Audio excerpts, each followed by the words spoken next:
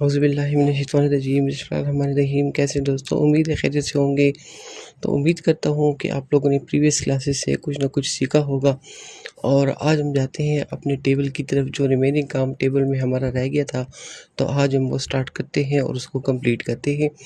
तो टेबल मैं बना चुका हूँ पहले से। टेबल बनाने के बाद मैं आ जाऊँगा लेआउट की तरफ, और लेआउट में हमने कुछ कमांड्स छोड़ दिए थे। तो यहाँ पे हमारे पास एक हमने छोड़ा था सेल मार्जिन को। तो सेल मार्जिन बेसिकली है क्या चीज़? सेल मार्जिन में यहाँ पे अपने टेबल को सेलेक्ट कर देता हूँ, और टेबल को सेलेक्ट करने के बाद मैं यहाँ से इसकी हाइट विड्थ थोड़ी सी मैं विड्थ नहीं, हाइट में थोड़ी सी इसकी बढ़ा देता हूँ।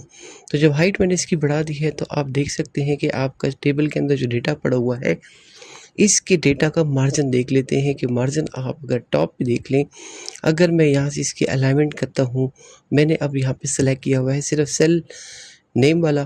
तो नेम वाले सेल की हम बात कर लेते हैं। बकाया को हम अगर सेलेक्ट करना चाहें तो उसके ऊपर भी इफ़ेक्ट आएगा, लेकिन मैंने यहाँ पे अब सिर्फ सेलेक्ट किया हुआ है नेम को।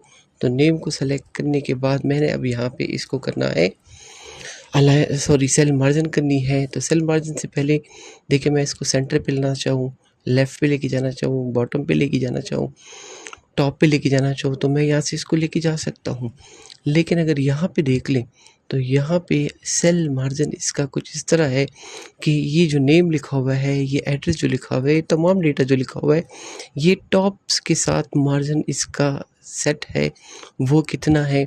तो उसके लिए आ जाएंगे सेल मार्जिन पे, और सेल मार्जिन पे जब हम क्लिक करते हैं तो टॉप पे आप देख सकते हैं कि 0 इंच है। यहाँ से मैं इसको बढ़ा देता हूँ कि भाई इसका मार्जिन मुझे कुछ और चाहिए। तो यहाँ मैंने कर दिया है 0.2, और जैसे ओके करूँगा तो आप देख सकते हैं कि आपने पूरे टेबल का जो डेटा है उसका मार्जिन आप देख सकते हैं। टॉप बॉर्डर लाइन से मार्जिन सेट हुआ है इसका 0.2 इंच। इस तरह अगर आप लेफ़्ट की बात करते हैं तो लेफ़्ट के साथ भी इसका कुछ मार्जिन सेट हुआ है, और वो है आपका 0.08। अगर मैं यहाँ से इसको भी बढ़ा देता हूँ, तो आप देख सकते हैं कि जब मैं इसको यहाँ से बढ़ाऊँगा, ओके करूँगा, तो आप देख सकते हैं कि लेफ़्ट राइट से भी इसका ये मार्जिन यहाँ पे सेट हो गया है। अब मैंने सेट कर दिया है इसको टॉप से, लेफ़्ट से। अगर मैं इसको यहाँ बॉटम की तरफ लेके आता हूँ, तो यहाँ बॉटम के लिए मुझे फिर वापस जाना पड़ेगा सेल मार्जिन में, और इसके लिए फिर मुझे यहाँ से ये बॉटम वाला और ये राइट वाला मार्जिन सेट करना होगा। ठीक है, तो इस तरह top bottom left right margin जो भी आपने सेट करवाना है, वो आप यहाँ इसमें से सेट करवा सकते हैं। लेकिन जब आपको ज़रूरत हो, इसके लिए आप यहाँ पे इसका मार्जिन चेंज कर सकते हैं। ठीक है, मार्जिन चेंज करने के बाद यहाँ पे आते हैं सॉर्ट। तो सॉर्ट हम पिछली क्लासेस में होम के अंदर यहाँ पे भी कर चुके हैं, और हमने यहाँ से जो मार्जिन किया था वो हमने पैराग्राफ को ऑर्डर किया था, मतलब पैराग्राफ की हमने असेंडिंग डिसेंडिंग ऑर्डर सेट की थी। अब यहाँ पे जो हम करेंगे वो हम करेंगे यहाँ पे टेबल के लिए। ठीक है, तो वो टेबल के लिए मैं यहाँ से करूँ या मैं होम में जाके करूँ, काम एक ही है, मकसद एक ही है, काम एक ही है। तो अब यहाँ पे आते हैं सॉर्ट पे। तो जब सॉर्ट पे मैंने क्लिक कर दिया, यहाँ पे आपके पास टोटल है 4 कॉलम्स। आपने किस कॉलम को असेंडिंग या डिसेंडिंग ऑर्डर में लेके जाना है, तो हम फोकस करते हैं कॉलम नंबर 1, जो भी इस चीज़ के अंदर मेरा डेटा लिखा हुआ है नेम का। तो मैंने यहाँ पे कॉलम 1 सेलेक्ट करके ओके कर दिया। तो आप देख सकते हैं कि आपका जो नेम वाला कॉलम है, जो रोज़ है, उसकी आ गई है वो असेंडिंग ऑर्डर में। लेकिन जब इसको हमने असेंडिंग ऑर्डर में कर दिया, तो यहाँ एक मसला आ गया है, और वो मसला क्या है कि आप देख सकते हैं कि जो हमारी हेडिंग्स थी, वो हेडिंग्स यहाँ पे हमारे लिए वो भी हमारे लिए इसमें ऑर्डर में आ गई है। तो अगर हम कहें कि भाई ये ऑर्डर में ना रहे, ये टॉप पे ही रहे, बकाया डेटा नीचे सॉर्ट हुआ करे, तो आप सॉर्ट पे जब क्लिक करते हैं तो एक कमांड यहाँ पे आपके पास एक लिस्ट यहाँ बनी हुई है कि my list has no header row. No header row से मुराद क्या है कि भाई यहाँ पे कोई हेडिंग नहीं है, सब डेटा पड़ा हुआ है, नो हेडर रो। लेकिन जब मैं हेडर रो ले लेता हूँ, तो यहाँ पे आप देख सकते हैं कि उस वक्त कॉलम 1 2 3 था, अब यहाँ पे आ गया है नेम एड्रेस सैलरी। तो अब आपका जो कॉलम सॉर्ट होगा, तो वो by name, by address, by salary या बाय पोस्ट आप यहाँ पे इसको कर सकते हैं। तो इसमें हम वही नेम को ही रहने देते हैं और नेम को सेलेक्ट करने के बाद अब नेम जब हमने ले लिया तो उसमें डेटा का जो टाइप है वो टेक्स्ट है। अगर मैं यहाँ पे सैलरी लेता हूँ तो सैलरी में मेरे पास पड़ा हुआ है नंबर्स, तो ये चला जाएगा नंबर फॉर्मेट में, खुद ब खुद सेलेक्ट कर लेगा। लेकिन मैंने यहाँ पे इसको नेम ले लिया, असेंडिंग का मतलब A to Z, डिसेंडिंग का मतलब Z to A, तो यहाँ मैंने इसको डिसेंडिंग किया क्योंकि मेरे पास डेटा ऑलरेडी यहाँ पे असेंडिंग ऑर्डर में नहीं है लेकिन A टॉप पे पड़ा हुआ है। तो चलिए पहले हम इसको असेंडिंग कर देते हैं। तो यहाँ आप देख लें नेम अली है और जाहिद यहाँ पड़ा हुआ है, तो असेंडिंग करने से अली यहीं पर रह जाएगा, जाहिद सबसे लास्ट पे आ जाएगा। ओके, तो यहाँ पे आप देख सकते हैं कि अली, इमरान, तारिक, जाहिद। अगर मैं यहाँ से इसको करता हूँ डिसेंडिंग ऑर्डर, तो ये यहाँ से हेडर रो सेलेक्ट करके मैं यहाँ इसको डिसेंडिंग ऑर्डर, ओके, तो आपका जो डेटा है वो आ जाएगा डिसेंडिंग ऑर्डर में। इस तरह आप एड्रेस को करना चाहें, सैलरी को करना चाहें, पोस्ट को करना चाहें, तो जिसको भी आप करना चाहते हैं आप असेंडिंग या डिसेंडिंग ऑर्डर कर सकते हैं।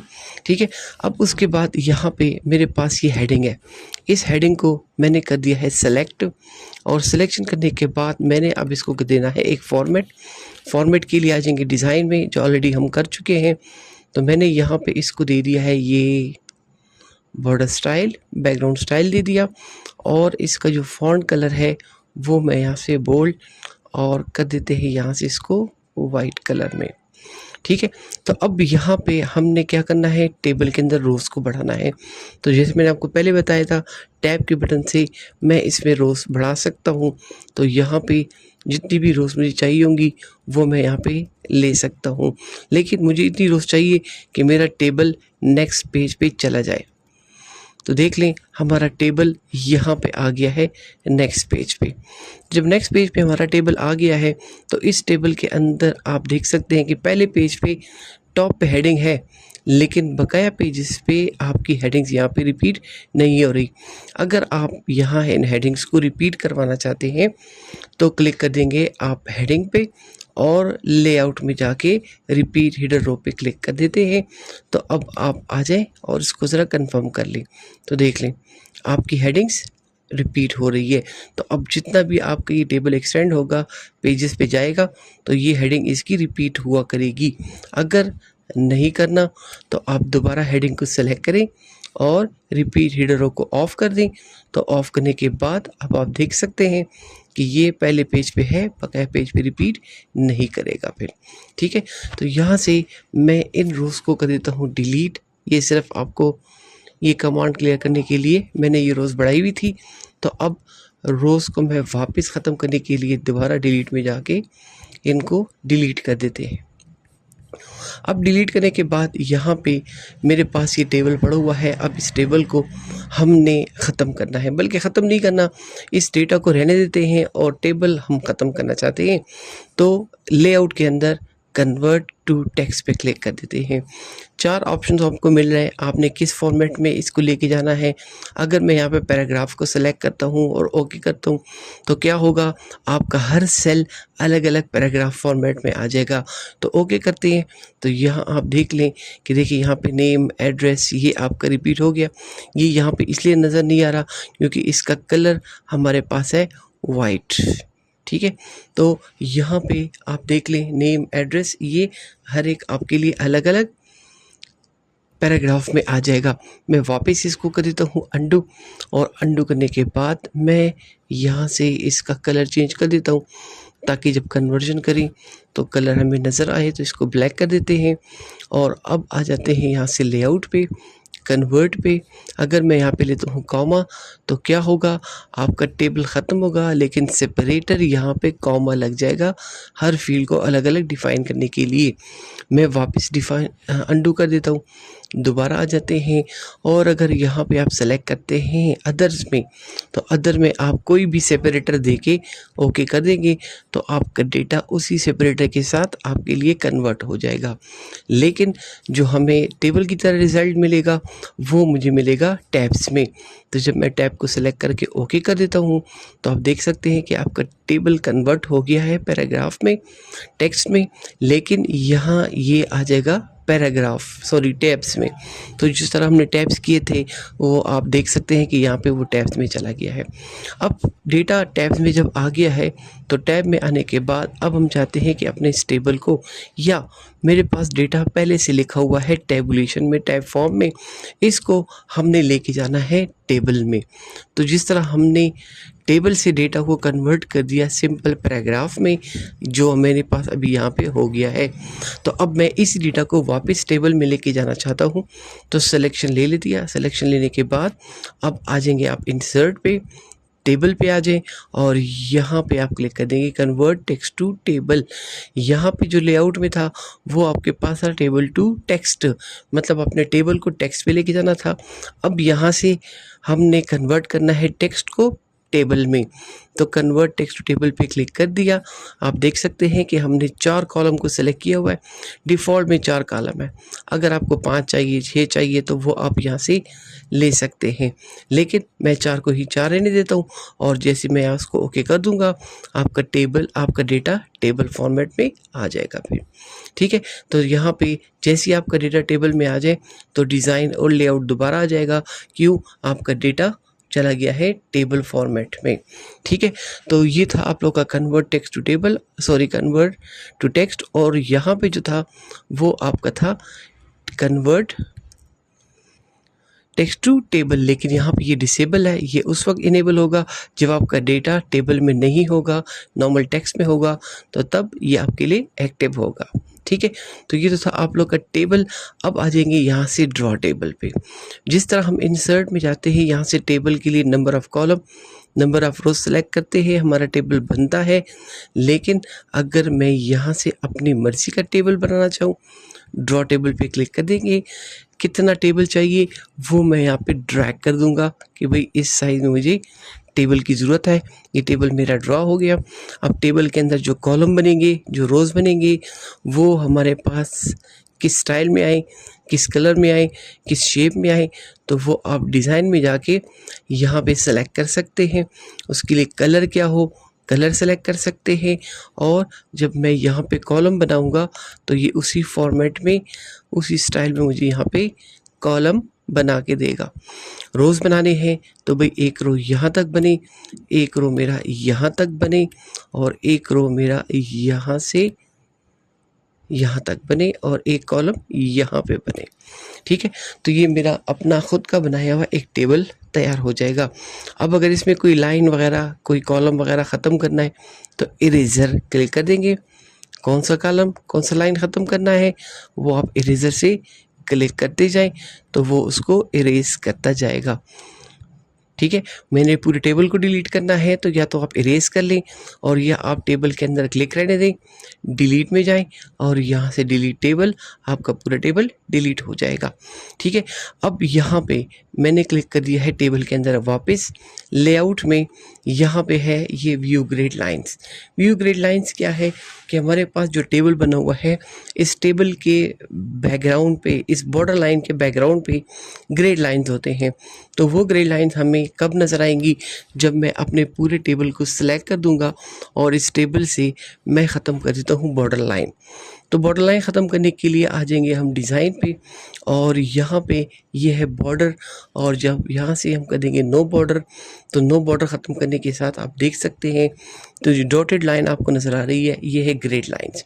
ये प्रिंट में नहीं आते, सिर्फ आपको बॉर्डर शो करता है कि भाई ये टेबल आपका यहाँ पे इस बॉर्डर के हिसाब से पड़ा हुआ है। तो अगर ये ग्रिड लाइंस भी आपको नहीं चाहिए तो आप व्यू ग्रिड लाइंस पे क्लिक करके इनको शो या हाइड करवा सकते हैं। ठीक है, तो अगर आपको बॉर्डर लाइन दोबारा चाहिए, सिलेक्शन आप दोबारा ले लें, और सिलेक्शन लेने के बाद दोबारा आप डिज़ाइन में जाएं, और डिज़ाइन में आने के बाद बॉर्डर पे आ जाएं, और यहाँ से ऑल बॉर्डर पे क्लिक कर देंगे तो बॉर्डर आपका लग जाएगा। अब बॉर्डर हमने यहाँ पे स्टाइल लिया था तो इसलिए ये स्टाइल में लग गया। दोबारा इसको सेलेक्ट करके हम दोबारा ऑल बॉर्डर कर देंगे तो ये आपके लिए उस बॉर्डर में आ जाएगा। ठीक है, तो यहाँ से अब यहाँ पे अगर आप व्यू ग्रिड लाइन शो और हाइड करेंगे तो ये नहीं करेगा। क्यों नहीं करेगा?